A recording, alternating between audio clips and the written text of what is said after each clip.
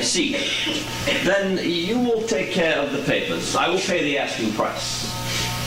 And Mr. Harker, expediency is of the utmost importance. Do you understand? Yes, I understand perfectly. I was led to believe by the description on the papers that there are very few houses near the Carfax estate. Is that so? Quite so. My fiance's parents own one of the few houses near their estate, with the exception of the chapel, which is part of the Carfax, and the lunatic asylum I mentioned last night. There are very few other buildings within the immediate vicinity. Are there any patients in the asylum? Actually, there are rather few. A close friend of my future in-laws, Dr. Seward, runs the establishment. He's a general physician as well. And being the only doctor in the area, he probably treats more hangnails than brain fever. I am quite satisfied that I will be happy at Carfax. You will write Mr. Hawkins and tell him to make the necessary arrangements. Count, it won't be necessary to write Hawkins. I'll be able to handle the arrangements myself once I get back to England. I'm afraid that will be impossible, Mr. Harker. You see, I will require your services here for at least a month.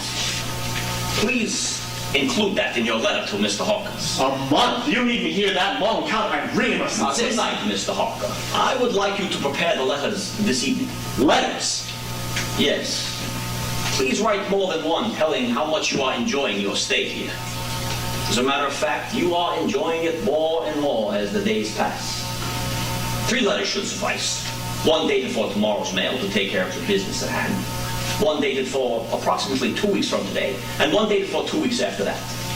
Oh, and do not seal them. I'll wish to review their contents. Now, get some rest, Mr. Harker. The letters will be picked up by servant in the morning.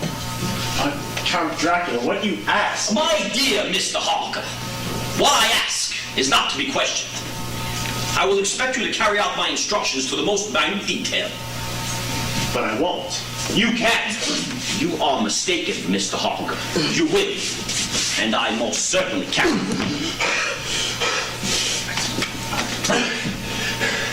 What is it you really want, Count Dracula? Why do you have such keen interest in the Carfax estate? Your curiosity, Mr. Harker, intrigues me. You are a persistent man. This I will tell you. It is not so much the Carfax estate that caught my interest, but rather the location. The location? Yes. It has wonderful access to nearby towns.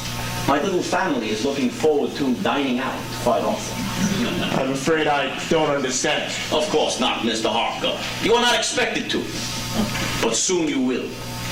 Soon you will understand everything. You can't expect me to believe you're moving all the way to England, lock, stock, and barrel, just to indulge in English food.